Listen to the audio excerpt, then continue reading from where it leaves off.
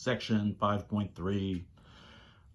This section is about multiplying and dividing decimals. Our first video, we're just going to do multiplying decimals, which is why I have it here, even though I at first misspelled multiplying and then wrote multiplying polynomials. So rather than waste paper, I decided to just very professionally cross it all out and just keep writing. So anyway, that's why that looks like that. We're gonna start with, well, what should we start with? The book does some of the estimation again, in the same way we did some estimating when we were sort of adding and subtracting. That was a little loosey-goosey. This is a little bit more precise and more useful to a certain extent, I would say. I tell you what, let's sort of put an example problem down and we'll kind of talk through everything. So let's do 12.3 times 3.9.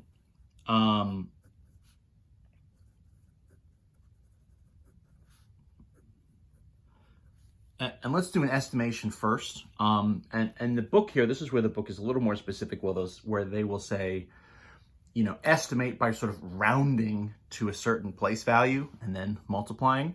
So let's round to the nearest whole number. Let's essentially, you know, round away the decimal places, and look at what we would get when we multiply.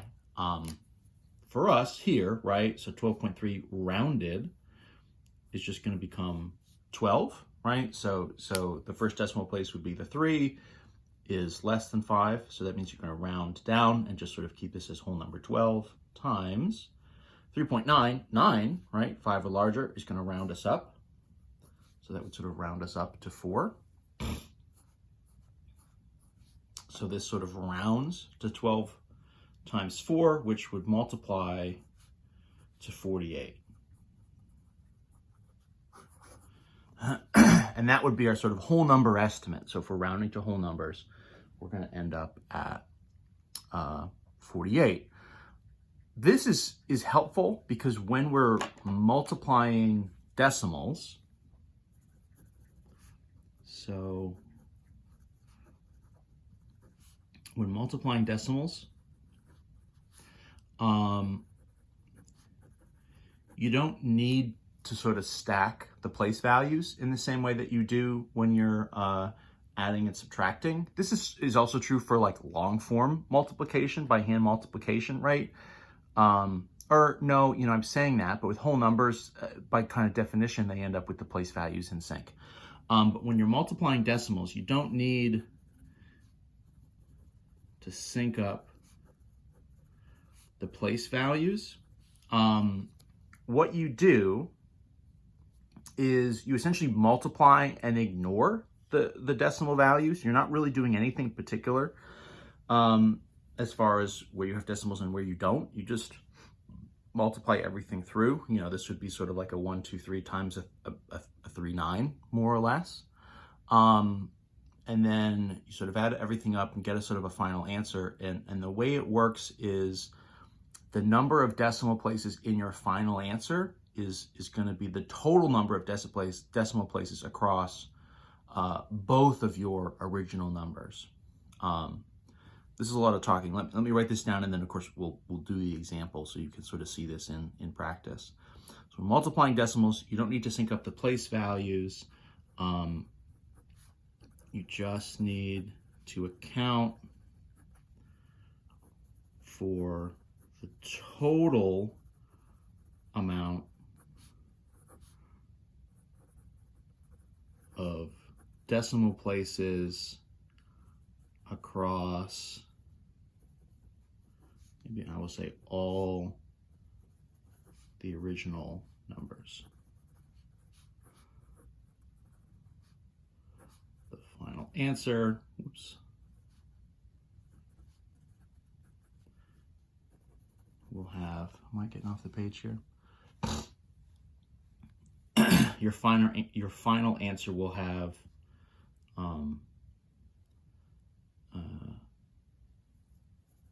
the same number of decimal places as the total from your original numbers. That is so much writing. I really try not to have any sort of long sort of paragraph style writings here, but I feel like I need to at least kind of write this out. So let's sort of see this in action, of course. That's when everything becomes a little bit more clear. So 12.3 times 3.9. Right, let me shift this up so this is in play. So again, this is sort of a throwback. We're just doing this by hand. You know, what you'll find probably in your life out in the world, whenever you're multiplying decimals, that'll probably be a place where you jump to your calculator. But again, like always, we really need to be able to sort of do this by hand and have a sense for what's going on, and not necessarily just sort of jump right to the calculator every time. So what we're going to do is really the same kind of thing we did when we were multiplying back in chapter 1, multiplying whole numbers. So I'm going to do, right, 9 times 3, 27. So 7 is down here. The 2 carries up. 2 times 9 is 18. Plus the 2 would be 20. So 0 comes down, 2 is up. 9 times 1 is 9, plus the 2 is 11. So my sort of 9 multiplying through, I get this sort of 11 out of 7. I'm not paying any attention at all to where the decimal is. You know, your temptation is going to be to just carry this decimal straight down, as if you were, you know, adding, right? But that's not how this is going to go. Second row. So now we're doing 3. We're going to use a placeholder here, right? So as we go one number out, we're still sort of doing a placeholder 0. So in theory, you know, again, we're kind of ignoring that there are decimals here. They're not really impacting this part of the problem. We're just going to sort of say, okay, at the end, there's sort of 1 here and 1 here is 2 total. So we'll come back to that. So I'm going to cross these 2's out, right? Because now I'm doing 3. 3 times 3 is 9. Nothing to carry. 3 times 2 is 6. Nothing to carry. 3 times 1 is 3. Nothing to carry. Nothing to carry. 369. And so we'll add these guys together. So this is, right, 7. This is 9. This is 7. And this is 4. And so then the trick here is, okay, so in theory, this is like, you know, 4,797. Now, let's stop for a second, right? We know back from our estimate, as a whole number, this was sort of very close to 12 times 4, which is 48. So that would tell me, you know, if I have here sort of 4797, just sort of reasoning-wise, my decimal place should go here, right? Based on the estimate, this is probably 47.97, which would be extremely close to 48. That means our estimate is actually very, very close to where we're ending up. But what's the sort of way to justify this? And so what you're doing is you're saying, okay, from the original 2, we had, you know, 2 total decimal places, right? So it's sort of a 0.3 and a 0.9. So not that each individual one had 1 decimal place. Again, if you sort of carried that just sort of straight down to just 1 decimal in the answer, you'd be at 479. But we know, you know, just from the estimate, that's way too big. That's like 1 place value too big, right? So each number, the decimals sort of count against how many decimals you'll have, or sort of count towards how many decimals you'll have in your final answer. So this sort of 0.3 and a 0.9 is 2 decimals total. So we get, right, 1, 2, we're just coming over, you know, from right to left. And so the final answer here is going to be 47.97. So that's like our exact answer, right? Sort of multiplying by hand and doing this as a decimal. So we're getting sort of 2 decimals total from the originals. And that means we get 2 decimals here in the end as well. Let me do one that's a little bit longer. See if we got enough time to do another one. So let's do 21 0.752 times 2.03. We could do just a quick estimate again. This is obviously sort of more numbers. If we do the whole number kind of estimate, this is almost 22 times this would be 2. So it looks like our estimate here, we should end up at about 44. We'll see how close that is to our actual result. So let's set this up. Oops. 21.752, 2.03. And so, you know, one thing that's happening here, you can kind of see the decimals end up kind of stacked out of sync. That's fine, right? We're going to have here, right? This is sort of 1, 2, 3, and 1, 2.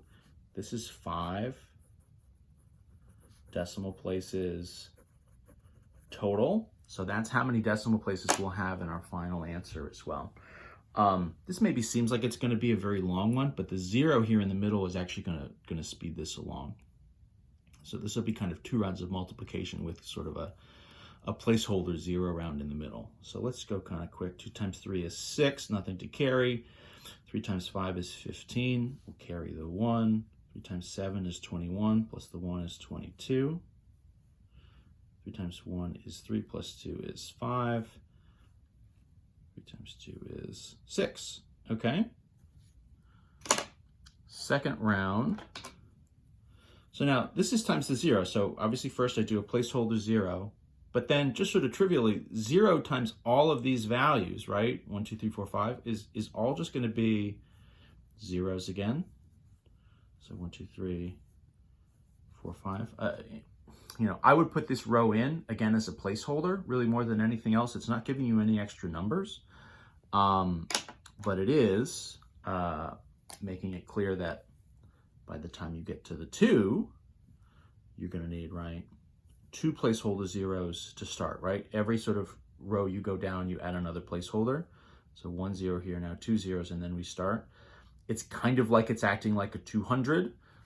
Even though it really is just a 0.2, you know, from the perspective of where we're starting this number, right? It's 100 times as big. So we kind of still use that as a model. 2 times 2 is 4. 2 times 5 is 10. So that's a 0. We'll carry the 1. 2 times 7 is 14, and 1 is 15. 2 times 1 is 2, plus 1 is 3. And then 2 times 2 is 4. Right, so now I get this big stack that we're adding. You know, there's a lot of zeros here, so the addition here is pretty fast, right? 6 comes down, sure. 5, sure. 2 and 0 and 4 is 6. 5 and 0, 5. So many zeros, which is very helpful. 6 and 1 is 11. Carry the 1 up. 1 and the 3 is 4.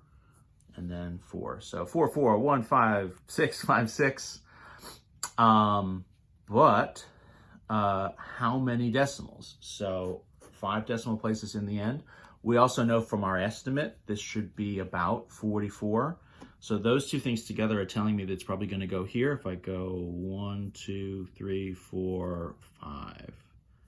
Absolutely. Right? So my final here is 44.15656. And that's where we're going to end up. And that's multiplying, really. I mean, we could do 10 more examples, but it's really going to be more of the same. Let me know, obviously, if you want to see more examples. We can always do more in class or via some sort of session. But that's the basics of it, right? So it's sort of standard multiplication, just sort of long form. You know, the bit that's new is you're just sort of counting the total number of decimal places across, you know, both of your original values, your original numbers, and then your final answer will have the sort of sum total there. So 3 and 2 is 5 total decimals, and we have 5 in the end. And there we go.